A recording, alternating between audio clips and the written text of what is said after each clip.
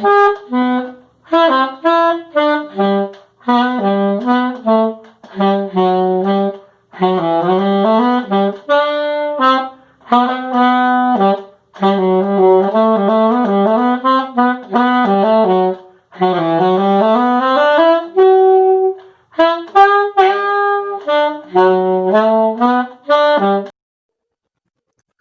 a pandemia, nunca utilizamos tanto a rede mundial de computadores, mas se depender da cientista e artista Malu Fragoso, que é da Universidade Federal do Rio de Janeiro, até as abelhas vão poder se comunicar pela internet.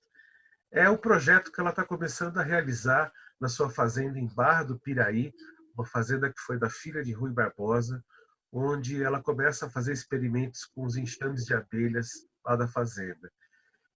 Queria saber um pouco de você, Malu, como é essa pesquisa?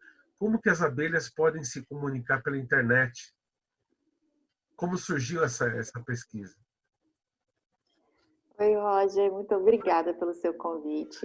Estou feliz de estar aqui falando desse projeto que é um sonho, que é um sonho de artista, um sonho de apicultora, um sonho de professora pesquisadora.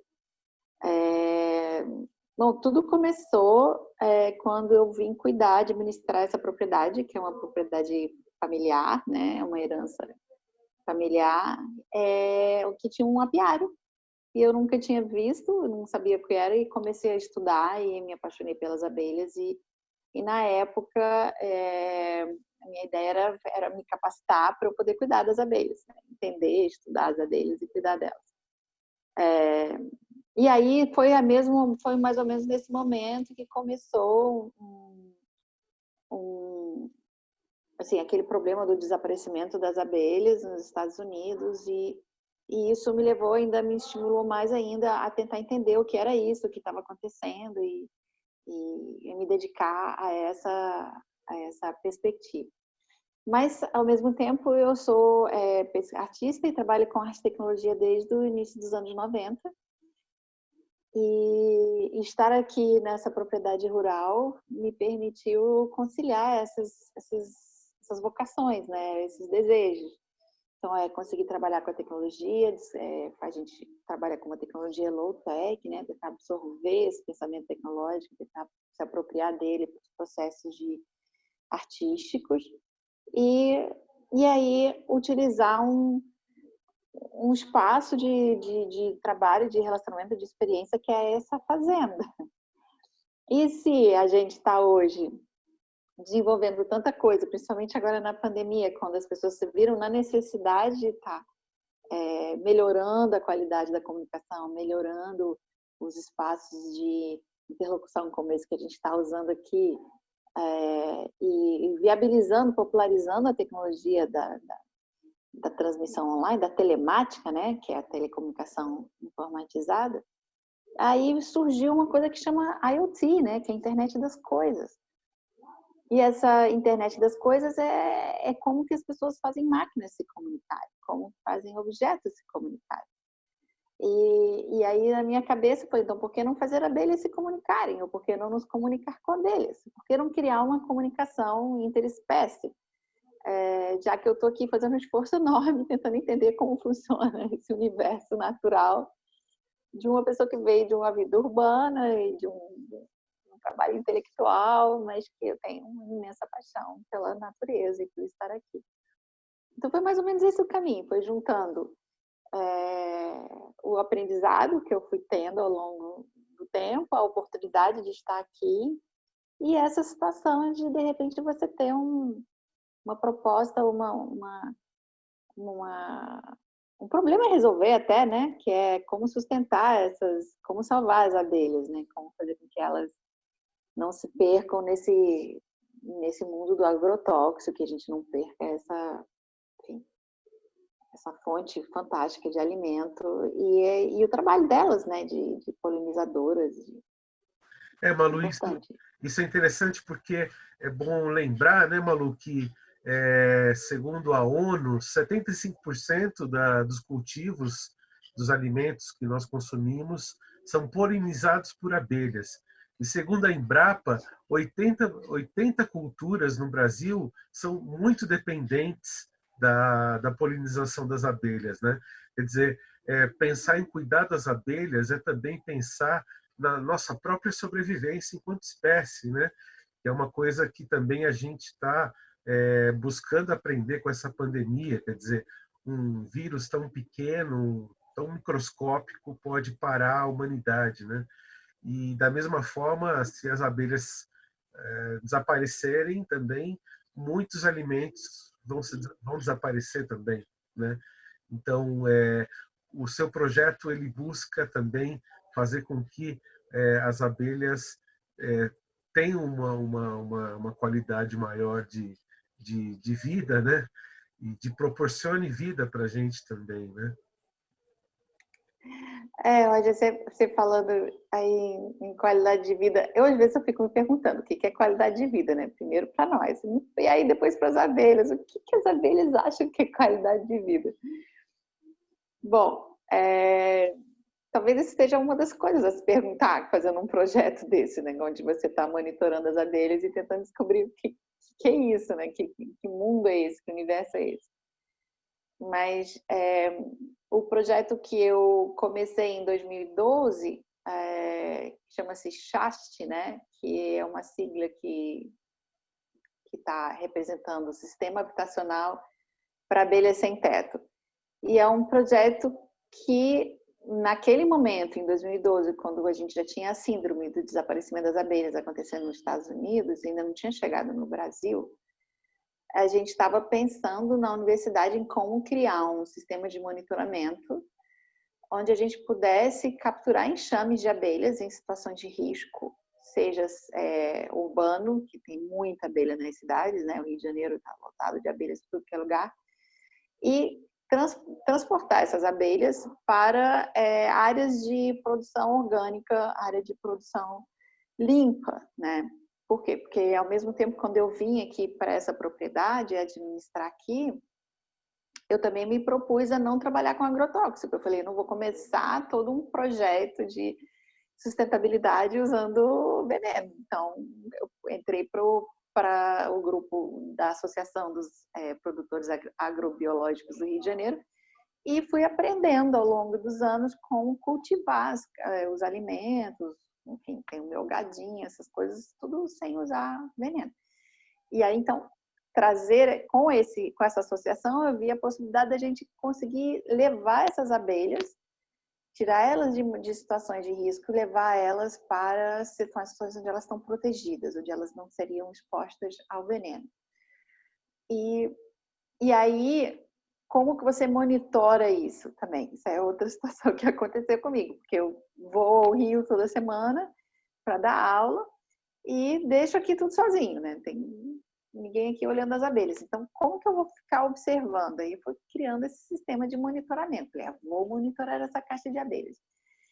Como que eu monitoro essa caixa de abelhas? Eu preciso de uma câmera, de sensores, ou seja. E aí, no momento que eu pensei e comecei a estudar o sistema telemático, que é o sistema de telecomunicações informatizadas, eu comecei a estudar também essas conexões em rede e as pessoas criam redes, né? Eu comecei com vários engenheiros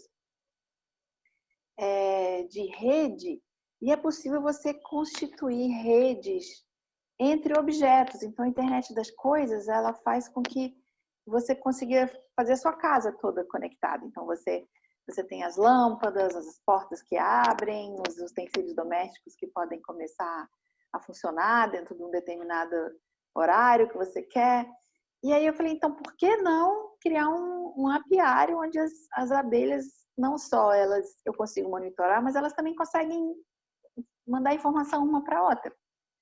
Se uma torradeira consegue me mandar uma informação, por que uma abelha não consegue mandar uma informação?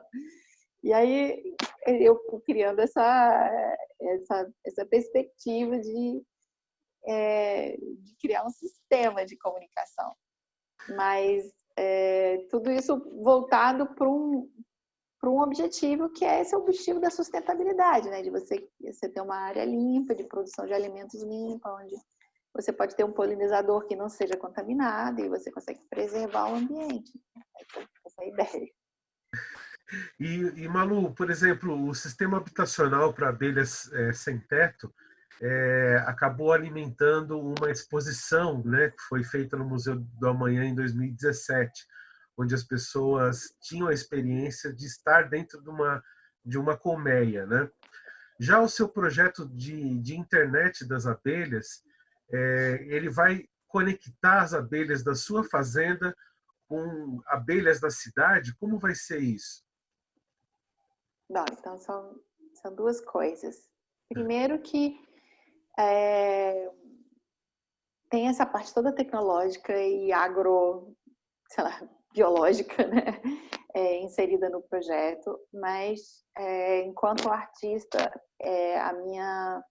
o meu desejo é poder expressar isso de uma forma poética, de uma forma estética, de uma forma sensível, para que essas sutilezas desse ambiente rural, desse ambiente sustentável, essas sutilezas consigam chegar a um público que não tem acesso a isso. Então, você não pode vender uma coisa que é uma experiência que poucas pessoas têm. É um privilégio eu ter essa experiência e hoje poucas pessoas têm. Então, dentro de um processo educativo e de um processo de experimentação estética, eu crio instalações e essas instalações elas têm como objetivo proporcionar uma experiência ao público. E essa experiência, ela no meu caso, uma aproximação com esse universo das abelhas. Então, eu criei já 2 ou 3 sistemas interativos, onde a pessoa pode entrar dentro de um módulo, por exemplo, o último chama-se Nós Abelhas, tem várias versões dele, que é um objeto de origami feito com uma dobradura de origami, que dá a sensação que você está dentro de um casulo, né? E ele é grande o suficiente para a pessoa poder colocar a sua cabeça até o ombro dentro dele, e dentro desse espaço ela tem dados vindos da colmeia real, que está aqui, né? Que você não pode levar a colmeia para dentro do museu. E você ouve o som das abelhas, você sente o cheiro, que aí eu crio um ambiente, né, sensorial. Você consegue perceber por luz e por visualização de dados de movimento dessas abelhas dentro dessa colmeia. Então é uma sensação muito incrível. Tem pessoas que passam de longe assim, tem medo até de chegar perto, porque fica ouvindo barulho de abelha e fica achando que tem abelha ali que vai atacar ela e não tem medo de entrar. Mas o projeto artístico ele tem essa intenção, quer dizer, você tem toda uma estrutura por trás, que é uma estrutura baseada em modelos científicos, em modelos, né, da área da biologia, da física, da engenharia, da tecnologia, da comunicação e tal. Mas o produto final é um produto de sensibilidade, né? Para você conseguir criar uma sensação, uma experiência sensória de um público para entender que essas abelhas elas são lindas, que é importante preservar, que é importante entender. Malu, Então acho que essa parte é muito importante, né? eu tenho uma foto aqui da exposição Nós Abelhas. Deixa eu compartilhar. Tá. E a outra pergunta que você fez foi em relação da cidade, né? Eu esqueci, falei tanto que eu esqueci. Como que é essa comunicação abelhas do campo, abelhas da cidade? Isso. Então, essa aí é uma foto linda, que é uma foto dos meninos que não têm altura suficiente para chegar dentro da colmeia. Deixa eu ver se. Essa foi no Museu da Manhã. Mas outra coisa que eu fiz para também de uma maneira mais educativa, em cima desse origami, se você tem É importante dizer também que ele é todo feito com tecnologia, né? O origami ele foi todo marcado com uma laser, impressora laser, para você só fazer a dobradura, como se ele vai pontilhando, né? Ele vai criando um lugar para você dobrar, para facilitar esse nosso trabalho manual, artesanal. Então tem uma coisa bem misturada do artesanal com o tecnológico. E em cima você tem uma caixa hexagonal, que tem a forma do alvado da abelha, do alvéolo onde ela coloca o mel, E ela também é cortada a laser, e ali ficam os equipamentos que estão transmitindo, conectados na internet, e acima dele tem um teto verde, que é uma criação de alimento para a abelha. Então, representa que a abelha não consegue sobreviver sem ela ter a planta, sem ela ter o alimento para se sustentar e para produzir o mel e para poder trazer isso tudo para a gente. Então, esse é um dos trabalhos. E como que fica essa comunicação cidade e apiário, né? Então, eu tenho o projeto Shasta, ele consiste em 3 módulos, 3 situações diferentes. Uma situação é a caixa de monitoramento da abelha no apiário, onde tem a abelha viva ali, as famílias, a produção que cada colmeia é uma família, né? E aí você tem uma mãe, que é a abelha rainha, você tem todos os irmãos operários e tal. E aí você tem uma família. Essa família está monitorada e esses dados vão para um servidor. Esse servidor é uma nuvem, um local virtual. E aí esses dados são números.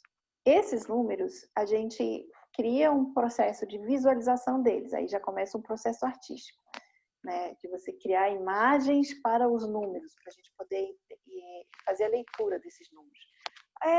É como a gente vai fazer uma tomografia ou vai fazer um exame desses clínicos, que hoje é feito computadorizado, e você tem uma pessoa que faz a visualização disso para você poder interpretar, ler esses números. Aí esses números, uma vez traduzidos ou transduzidos, né, de uma informação de abelha para uma estrutura visual, uma composição visual, eles são transportados para ou a instalação, que é a instalação artística, que está no museu, que está, enfim, onde eu colocar esse módulo dispositivo, ou para uma colmeia que está vazia num centro urbano. Então, qual que era a minha proposta? Era você colocar uma colmeia vazia perto de lugares onde tem abelhas. Eu pensava, lá na UFRJ tem várias abelhas, tem até umas abelhas dentro das árvores. Então, a gente pega e coloca uma caixa, uma casa para as abelhas, num lugar perto de onde a gente sabe que tem um enxame. E essa caixa tem atrativos para as abelhas, para que elas possam migrar, para que a abelha rainha possa, em algum momento, mandar uma investigadora, porque tem umas abelhas que fazem só isso, elas só vão investigar espaços interessantes para se viver. E ela pode mandar uma abelha ali para dentro da caixa e a abelha pode dizer, poxa, aquele lugar é muito legal, é protegido, é escuro, tem uma temperatura agradável, tem uma cera de abelha ali e tal. Mas eu também posso jogar os dados da abelha que está aqui na fazenda para dentro dessa caixa. Então, eu posso ter uma sonorização de abelhas dentro dessa caixa. Eu posso ter uma representação de movimento, uma recriação de temperatura dentro dessa caixa. Então, abelhas que estão aqui no campo estivessem mandando algum sinal para as abelhas que estão lá na cidade. E essas abelhas da cidade, elas vão interpretar isso ou não. Eu não sei se isso vai afastar elas da caixa ou vai atrair elas para a caixa. Nós tivemos muita dificuldade em implantar o sistema. E agora ele está correndo de vento em popa. Então, a gente não conseguiu fazer essa transmissão em tempo real pela internet, pela tecnologia, enfim. Eu estou esperando há anos essa tecnologia melhorar para eu poder fazer essas coisas. Mas agora a coisa está indo muito bem. Eu acho que em relação ao momento da pandemia, isso foi um boom, né, para esses sistemas. E aí essa seria o tipo de comunicação. Uma vez as abelhas, se elas migrarem de dentro da árvore, de dentro do telhado, para dentro dessa caixa isca, que é uma caixa de atração atrativa, eu posso recuperar essas abelhas e levar elas para um campo, para uma área orgânica, para uma área de produção saudável, onde elas possam viver de uma maneira melhor. Então, aí fica o sistema habitacional, você criar um sistema habitacional para elas em áreas saudáveis. E então, eu tenho... Interessante também, né, Malu? Porque na cidade, além da falta de alimento, quer dizer, a abelha acaba tomando, indo até o lixo, quer dizer, o campo tem agrotóxico, na cidade tem o lixo, tem xarope de guaraná, né, garrafa de refrigerante, né? E ainda as abelhas correm o risco de alguém retirar essas abelhas, de dizimar essa colmeia, né? E aí você levando ela para o campo, você também ajuda com que ela fique mais próxima do alimento, né? E, Malu, você tem uns equipamentos aí que você queria mostrar para a gente? Ah, pois é. Vou ver se eu vou mudar aqui na câmera, vou dar uma rotacionada nela, deixa eu ver se eu consigo fazer isso. Consigo. E aí vou te mostrar algumas coisinhas que eu tenho aqui. Uns brinquedinhos, os brinquedinhos que a gente está usando. Vamos ver se vai. Ó, aqui tem uma... Agora eu aqui não enxergo a mim mesma. Aqui tem uma... Esse aqui é um sistema de câmera, de monitoramento. Aqui tem um servidorzinho, um computadorzinho, que é uma Raspberry.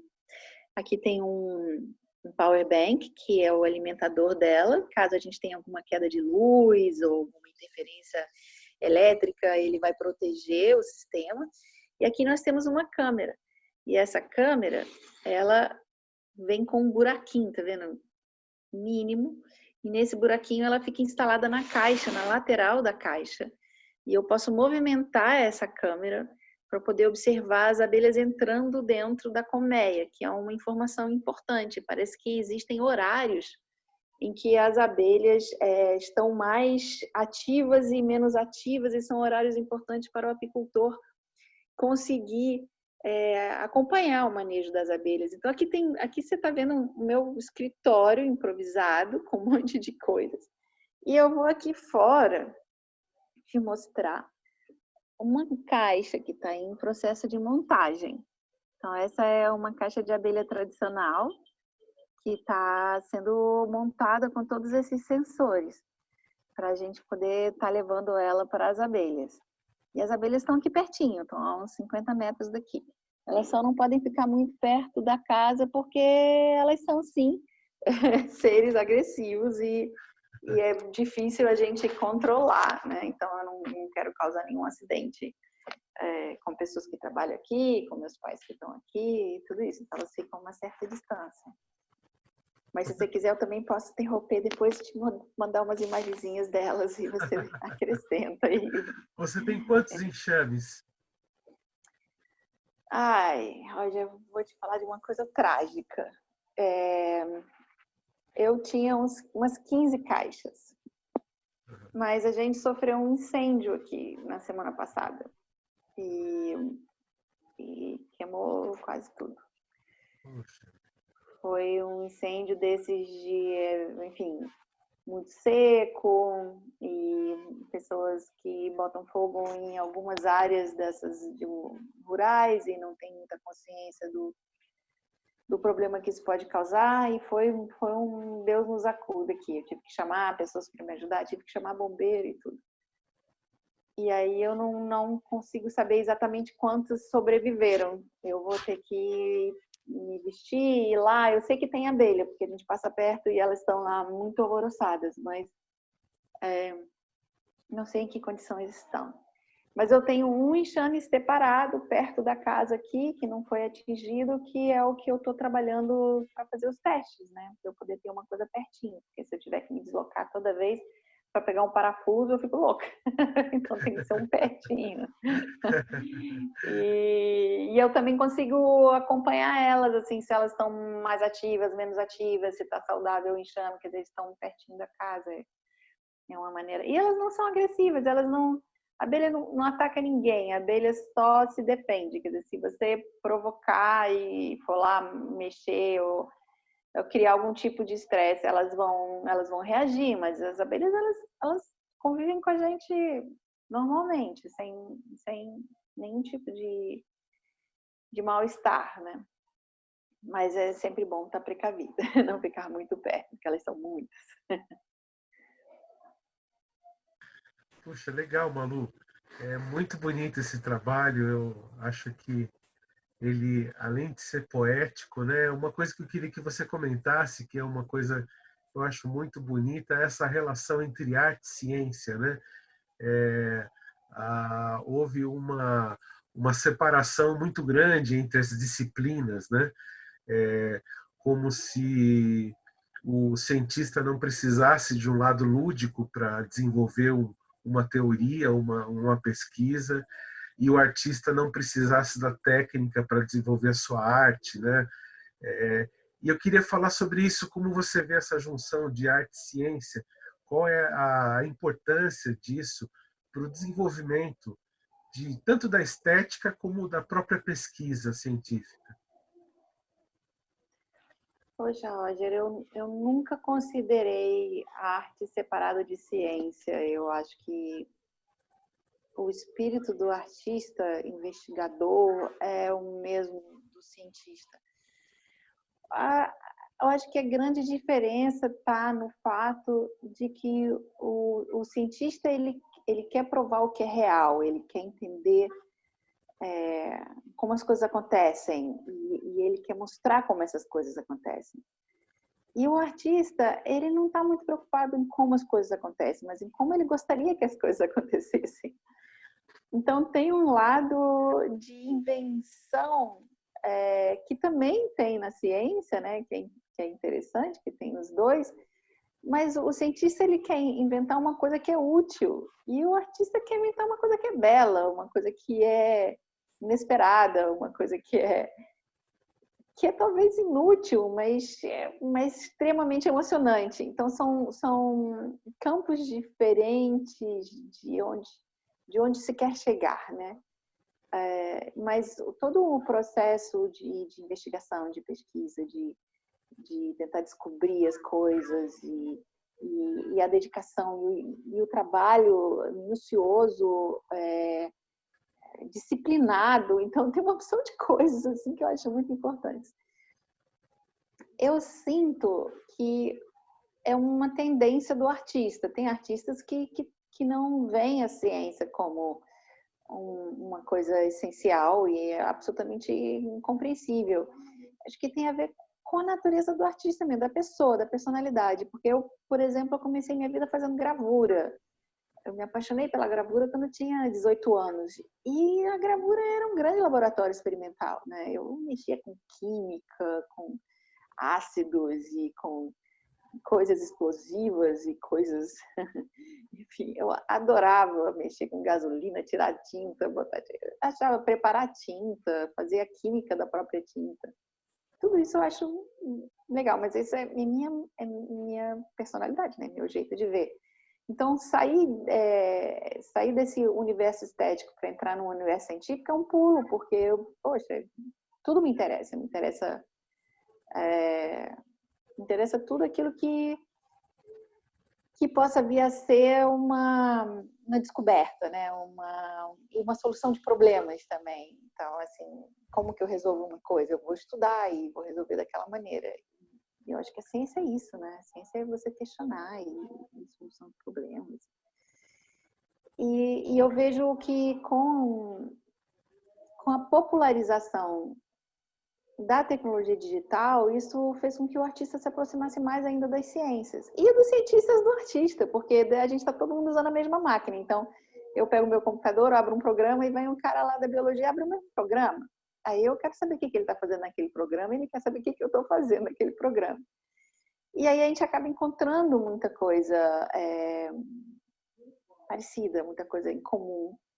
E isso facilita o diálogo, porque a universidade separou muito a gente, né? Separou as especializações, separou os interesses, separou as áreas. E parece que a gente está em mundos diferentes, mas a gente está no mesmo mundo, olhando de uma maneira diferente para esse mundo. Então, eu vejo que a arte ganhou muito com a popularização da tecnologia, no sentido de que a gente hoje tem ferramentas que antes eram só dos cientistas, caríssimas e difíceis de conseguir, e hoje a gente consegue usar e consegue criar com elas. Isso é muito bacana, né? O nosso laboratório, o NANO, que é o Núcleo de Arte e Novos Organismos ali na UFRJ, nós, curiosamente, temos em torno de 9 a 12 estudantes, pesquisadores com a gente anualmente, E a maioria não é de arte. A maioria, eu digo assim, quase ninguém é da área de arte. Muitos são de design, outros a gente tem estudante de engenharia, a gente tem estudante de computação, a gente tem estudante de elétrica, mecânica, a gente tem estudante de eletrônica, a gente tem estudante... É muito legal isso, porque os artistas nos veem como pessoas que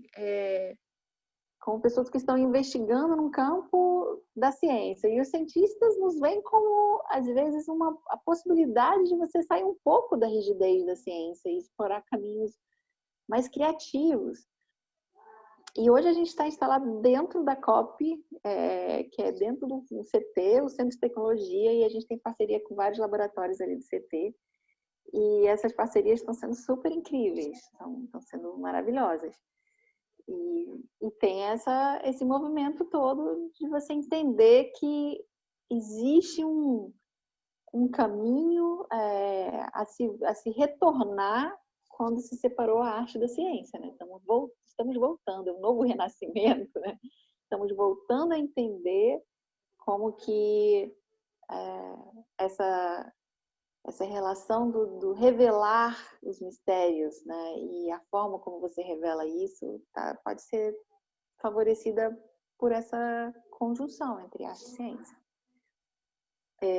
Eu tenho pavor de certas coisas em termos de ciência, porque são muito desconhecidas e me apavoram pela minha ignorância, não pelo medo que eu tenho da coisa. E eu imagino que o cientista sinta a mesma coisa com a gente. Nossa, esses caras fazem esse negócio, coisa, mas pra que isso? Pra que botar uma abelha conversando com a abelha? Pra que colocar um negócio? E na hora que a pessoa vivencia, que ela entra dentro da instalação, em que ela ouve, nossa, ela não consegue entender o que está acontecendo, porque não é científico, é sensorial, é dentro de um outro campo de percepção. E faz um sucesso danado, o que eu acho lindo, porque não é um sucesso para uma pessoa ou outra, é um sucesso para o ser humano, quer dizer, uma coisa do ser humano de perceber, de ter essa sensibilidade, e a gente não pode deixar de ter, né? Eu acredito que esse é o papel da arte, é você manter a pessoa sensível.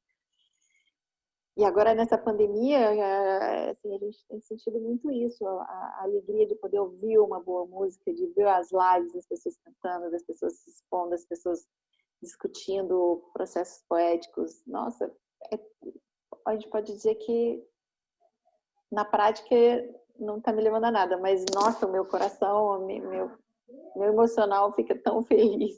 A gente se sente tão preenchido, né?